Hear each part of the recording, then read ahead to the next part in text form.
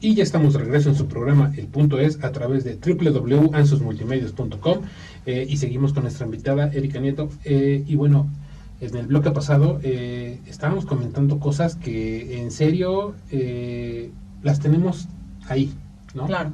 Las tenemos tan cerca, pero desafortunadamente, pues muchísimas ocasiones, y lo vuelvo a retomar, la desinformación, el no saber cómo se mueven ciertos aspectos políticos, ¿no? Y cuando digo políticos o burocráticos, Sí. ¿no? Es lo que nos lleva a pensar que es como de, ay, me brinco el muro, camino un día o dos y ya estoy del otro lado y empiezo a trabajar y toda mi vida va a ser pues no color de rosa, pero sí va a haber para comer.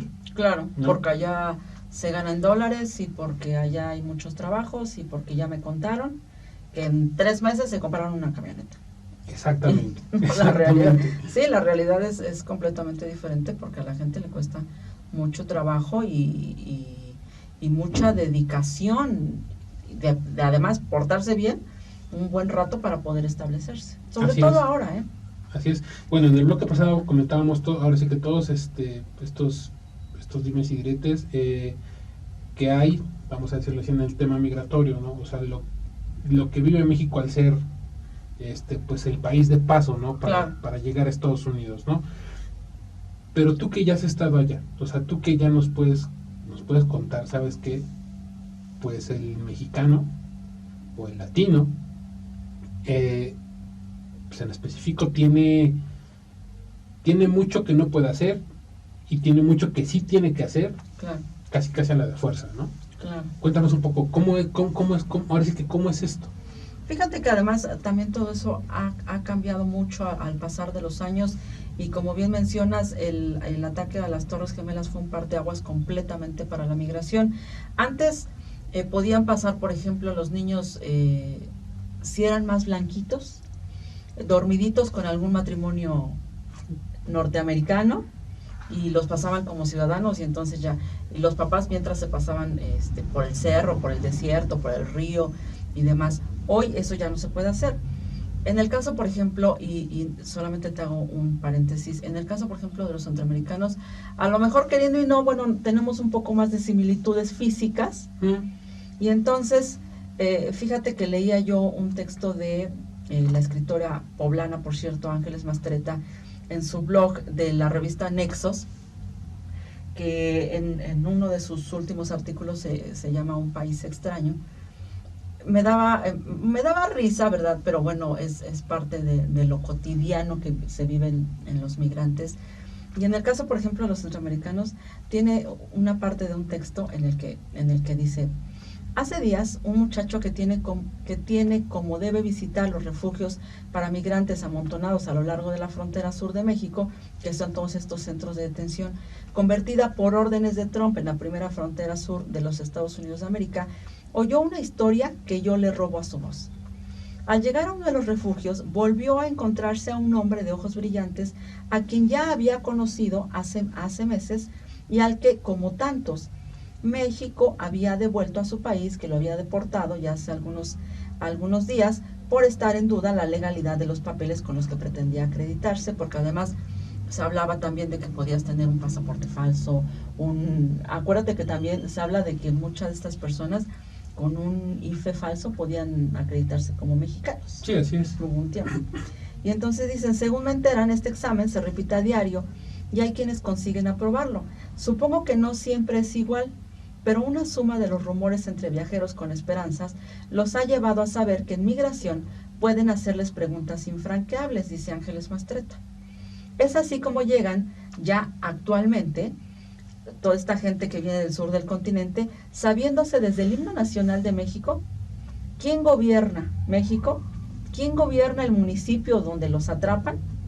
Se saben canciones de José Alfredo, canciones de Juan Gabriel, y también pueden llegar a aprenderse alguna de Cricri, porque es lo básico de los mexicanos. Como para ¿verdad? pasar por mexicano. Por nacional. Así sí. es. Y entonces le pregunta, ¿y usted cómo es que anda aquí otra vez?, preguntó el muchacho de esta ONG. Me regresaron, aunque ya casi había pasado, porque todo lo contesté bien, pero el que me preguntaba seguía desconfiando y llamó a su jefe. Ahí fue que perdí. El tipo Me dijo que si le contestaba una sola pregunta me creía todo y me dejaba pasar. ¿Y qué le preguntó? ¿Qué es un molcajete? Ouch. Y con esa no pude. Así que aquí estoy, deportado.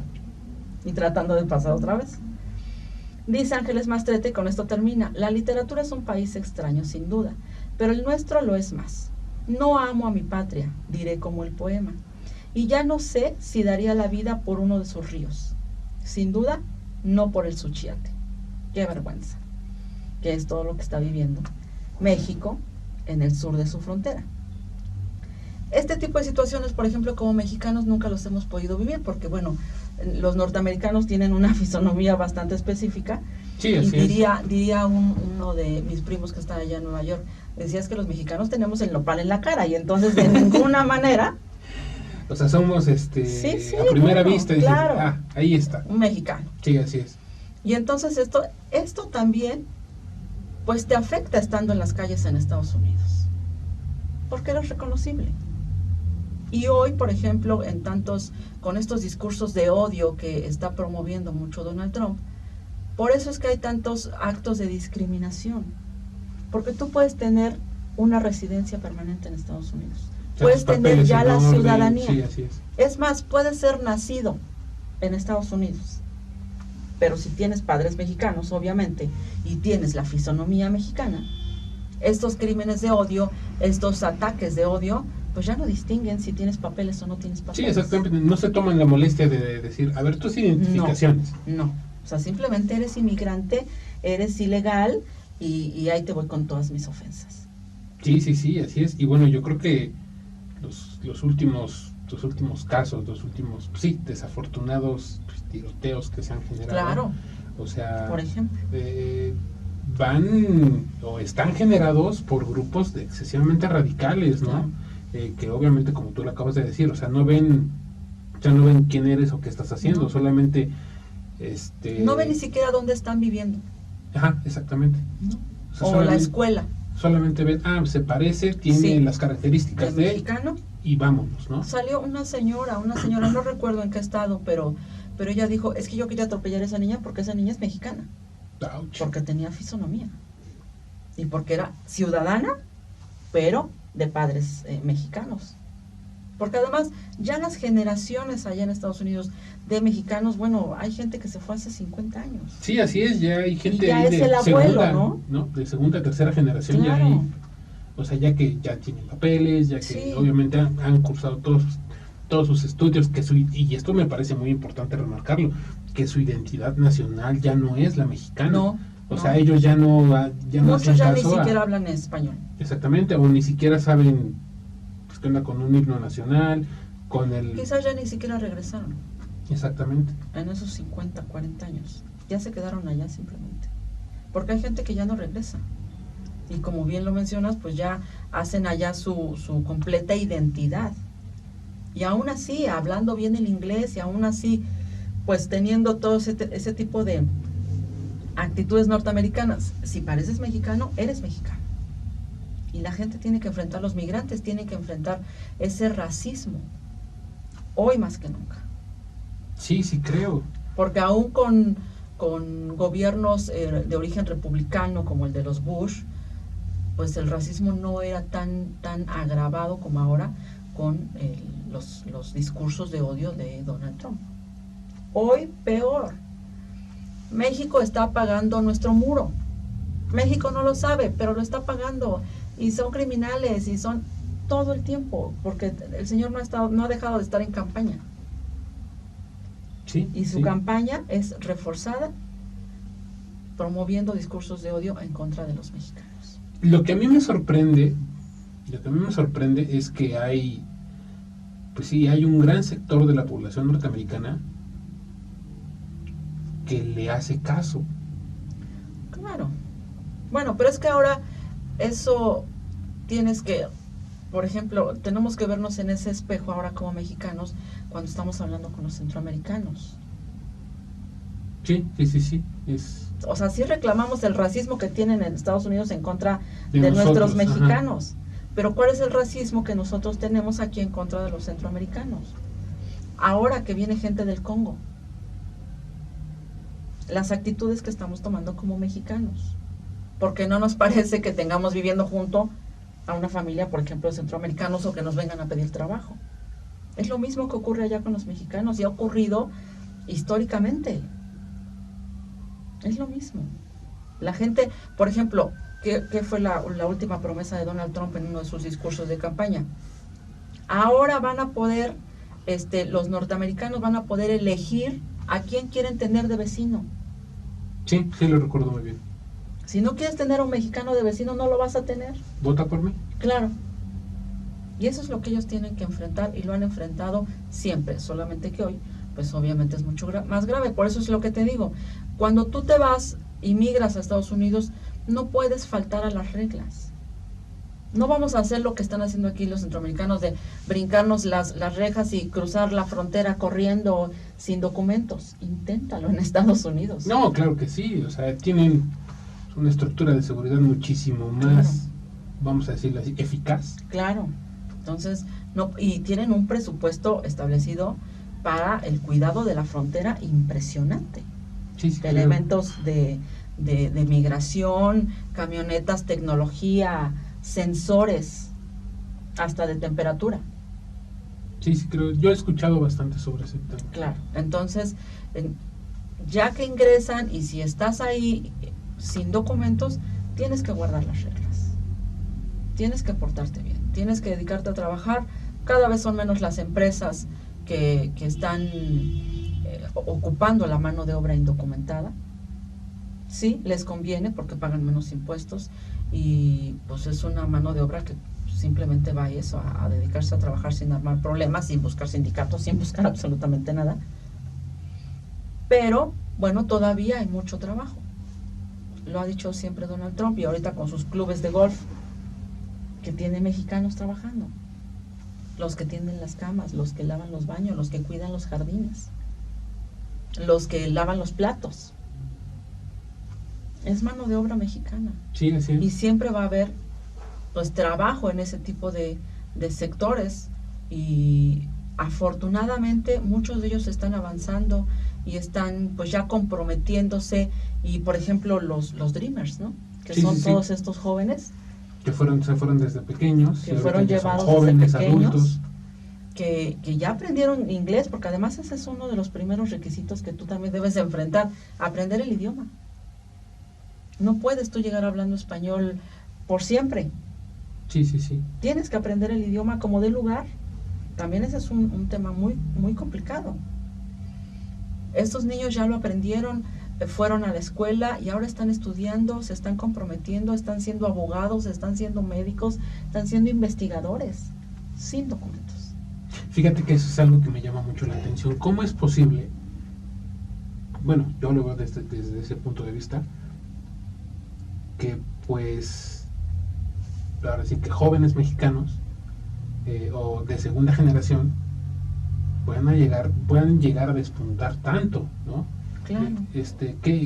¿A qué se debe? Es, vamos a decirlo así, como tal, el acceso a la información, el acceso a un mejor modelo educativo.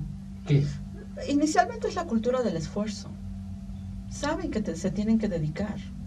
Y saben que sus padres, porque además muchos de sus padres fueron ya sea obreros en alguna fábrica, vendieron elotes, vendieron cócteles de fruta, pero aún así les dieron ese impulso para seguir. Vieron ese esfuerzo y tienen ese ejemplo y esa meta de decir, yo quiero hacerlo. Están en el país de los sueños. Estados Unidos es eso. La infraestructura te lo da. O sea, las escuelas, afortunadamente todavía muchas escuelas que dan esa cabida a niños migrantes sin documentos. Y hay profesores que hablan los dos idiomas, español e inglés. Eso es una maravilla y qué bueno, y eso es algo que agradecerle y que reconocerle a Estados Unidos. Sí, así es. Porque ese impulso los está llevando a ellos a desarrollarse. Y luego pues viene Barack Obama, que fue el que empezó con este programa del DACA, los famosos Dreamers, de darles esa oportunidad y decirles, te voy a dar seguro médico, te voy a dar el ingreso a las escuelas, hasta la universidad, Porque una cosa es la educación básica. Y otra cosa es la educación superior. Claro. Hasta la universidad vas a poder cursarlo sin problema. No te voy a dar ciudadanía. Pero sí te voy a dar los beneficios que un ciudadano puede tener. Claro, ese derecho. Y lo están aprovechando. Y son miles. Por eso es que hoy Donald Trump dice, desde que llegó, dijo, hasta aquí se acabó este programa. Se va, porque además creo que tiene una actualización de cada 4 años. ¿Por qué? Porque tiene ese tipo de evaluación también. O sea, como chavo ya sabes que a veces en la universidad haces y deshaces y bueno, ahí va el estudio. Allá no, porque no pueden tampoco cometer errores ellos. No pueden cometer alguna infracción de tránsito, porque en algunos estados les dan licencia de conducir. Ok. Entonces tienen muchos beneficios. No, ellos saben que ese esfuerzo vale la pena porque tienen todos estos beneficios y que no los van a perder. Por eso es que muchos de ellos han llegado tan alto, sin documentos. Y por ejemplo, esto a México, ¿qué tanto le puede llegar a afectar a futuro? Porque estamos hablando de que al final esto es una fuga de talentos, que bastante de nuestra mano de obra y de gente capaz, obviamente se está quedando, se está yendo para Estados Unidos. Y algo que es cierto, y yo creo que eso es de lo más evidente que hay pues ahora sí que en provincia, tanto del estado de Puebla y de muchos otros estados de la República, ya te encuentras con pueblos fantasmas, claro, en los que toda la mano de obra capaz está en Estados Unidos. Bueno, no te tienes que ir tan lejos. Aquí en Puebla, capital, las juntas auxiliares, Azumiatla, son lugares donde simplemente están las mujeres, los niños y los ancianos. Ahora quizás veas un poco más de hombres jóvenes, pero porque también están deportando, pues están deportando a muchos. Sí, o sea, no pudieron pasar para la prueba, ¿no? Ajá, y es por eso que están en sus, ahora sí que en sus lugares de origen. Todo ese tipo de juntas auxiliares aquí en Puebla, pues pues la mayoría de las familias tiene a su jefe de familia en Estados Unidos. Sí, sí, creo. Y obviamente hay pueblos donde el campo simplemente ya no dio para más y la gente se salió. Hoy, bueno, agravado con la delincuencia, ¿verdad? Sí, así es. Bueno, ahora sí que una pregunta para cerrar. Ahora sí que esta entrevista, muchísimas gracias por habernos acompañado. No, gracias a ti. Desde tu experiencia, desde tu punto de vista, ¿qué crees que nos espera a futuro, vamos a decirlo así, como país, como nación, en este tema migratorio, con este tema migratorio? Claro. Pues mira, en el caso de los mexicanos que salen, pues México no se está viendo tan afectado. Es que es un tema muy, muy de conveniencia. Okay. O sea, sabes que para el 2019 las remesas, que son todos estos dólares que nuestros paisanos envían para México. Sí, es una cantidad en verdad importante. 36,000 millones de dólares en el 2019. Por eso es que también hemos criticado mucho que este nuevo gobierno, por ejemplo, haya recortado que estos 36,000 millones de dólares que se tienen que asignar a los pueblos y a las comunidades de las familias migrantes aquí en México, en proyectos productivos y demás, se haya recortado hasta en un 92%. Ouch. Es muchísimo dinero. Entonces, y las remesas no van a bajar. La gente va a seguir enviando dinero a sus familias aquí en México. Entonces, México se ve beneficiado. ¿Por qué? Porque ahora las remesas sostienen más a México que el propio petróleo. Y eso ya se lleva un rato diciendo. Sí. Entonces, México como país, como el dinero que recibe el gobierno, pues no está resultando afectado. La fuga de cerebros, eso también ya tiene un buen rato. Cuando antes de que fuera yo a Nueva York en el 2001, justamente en el avión me fui con una muchacha que estaba recién egresada de la Universidad de las Américas. O sea, tú puedes decir, bueno, es de la Universidad de las Américas, no es barata, puedes tener los recursos, pero no hay trabajo. No hay trabajo para gente de licenciaturas, de maestrías, especializados y demás. Sí. Se están yendo para otros países. Fíjate que, bueno, ese punto de manera muy personal, si lo ponemos en un ámbito local, ¿no? Vamos a decirlo así, Puebla y sus municipios, algunos de la Sierra Norte, la Mixteca, etcétera, Claro. etcétera, ¿no? Muchos de estos jóvenes, de la misma manera que tú nos pones el ejemplo de esta chica de Lutla con la que te fuiste, obviamente abandonan sus sus lugares de origen para ir a laborar en donde pues, obviamente hay capital y la oportunidad. Y es más, yo te puedo contar ahora sí que sin ningún problema, ¿no? En mi caso, o sea, yo soy del estado de Tlaxcala y yo me vine a estudiar comunicación al estado de Puebla cuando en Tlaxcala la facultad de comunicación no se había abierto. Claro. ¿No? Y actualmente pues, el estado de Puebla es es mi lugar, mi lecho de trabajo, mi nicho de trabajo, porque desafortunadamente pues no hay suficientes oportunidades. Y Puebla lo es de muchos estados, lo es de Así Chiapas, es, de lo es de Guerrero. Veracruz, lo es de Oaxaca, lo es de Guerrero, lo es de Tabasco. Así es. Hay muchísimas, ahora sí que si un sábado te vas a dar una vuelta a las distintas plazas comerciales que se encuentran en la capital del estado, la mayor parte de personas que te vas a encontrar ahí vienen de otros estados. Sí. Y si en vacaciones tú te das una vuelta en los días más fuertes en donde en verdad donde no hay ni clases ni labores, vas a encontrar a veces yo creo que una Puebla casi fantasma, sí, porque sí. Sales y dices, oye, sí, porque todo el mundo se regresó a su tierra. Porque todo el mundo se regresa a su tierra, ¿no? Entonces yo creo que también la falta de oportunidades es... Así es a nivel local, ¿no? Así es a nivel local, decirlo, bueno, imaginémoslo a nivel nacional, ¿no? Claro, digo, o sea, ya pasaba antes para estados como Michoacán, Zacatecas, que son los estados mucho más avanzados en cuanto a apoyo migratorio de sus ciudadanos se refiere, y son los que han luchado más por cuidar los derechos de migrantes de sus paisanos. Pero Puebla está entre los 5 primeros estados de expulsión de mano de obra hacia los Estados Unidos. Fíjate. Y entonces te afectan algunas cosas, te benefician porque sigue llegando el dinero desde allá, pero bueno, tenemos que salir adelante y tenemos que cambiar muchísimas cosas como ciudadanos, empezando por saber elegir a nuestros gobernantes. De entrada. Claro, sí, porque las políticas públicas tienen que ser para beneficio de los ciudadanos, no para afectación. Y entonces, si no, entonces esta dinámica migratoria de decir, necesito salirme de aquí porque no puedo hacer nada. Todos los sectores, por donde quiera que le veas, los arquitectos, los médicos, por donde quiera que le veas, cualquier tipo de profesión. Cuando en países como Alemania, como Estados Unidos, te están pidiendo, por ejemplo, enfermeras, médicos y profesores. En Estados Unidos, y ha habido un gran avance en ese sentido, a partir sobre todo del Tratado de Libre Comercio, el anterior, pues, con este tipo de programas a través de los cuales hacemos intercambio, por ejemplo, de profesores, para llevar profesores de habla española para allá, de habla hispana, para apoyar a nuestros niños migrantes, como ya lo hemos dicho. Sí.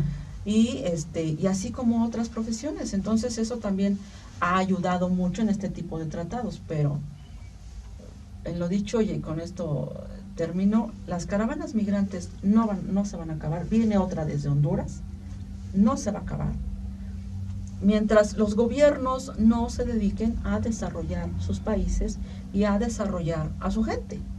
Si no hay inversión, no hay empleos, y entonces no hay que comer, y la gente tiene que buscar para dónde darle un beneficio mayor a sus familias. La migración en México, alguna vez la secretaria de Gobernación actual federal dijo, es que los mexicanos ya dejaron de emigrar a Estados Unidos. No es cierto. No es cierto, y no lo van a hacer. Ni por jóvenes, ni por niños, ni por estudiados. La fuga de cerebros es impresionante en México, impresionante. No se va a acabar esa migración mientras los gobiernos no desarrollen a su gente. Sí, así es. Y no abran todas estas oportunidades que necesitamos para salir adelante. Sí, así es. México es un país riquísimo en recursos, pero carente de opciones, ¿no? Así es.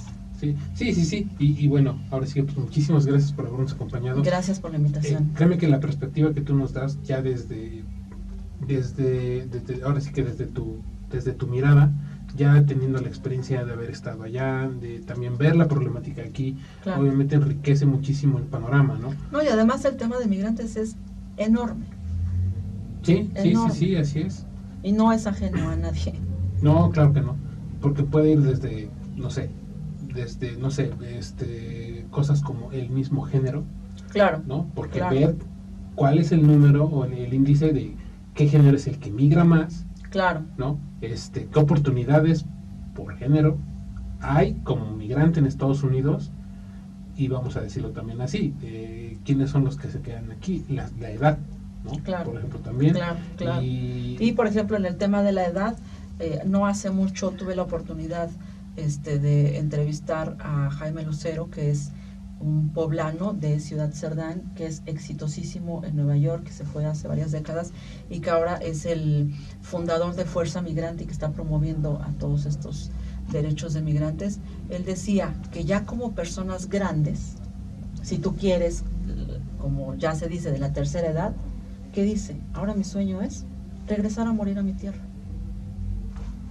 sí, así es. Hablando de la edad, porque también es ese otro sector poblacional, que ya hay muchos que están allá rebasando los 60, 70 y dicen, ya, de Estados Unidos, quiero regresar a mi tierra, a estar en paz y a quedarme allá. Sí, así es. Si muero lejos de ti. Pues muchísimas gracias por habernos acompañado. Esperemos más adelante también Claro que sí. te puedas dar una vuelta. Y pues este fue su programa, El Punto Es, a través de www.ansusmultimedios.com.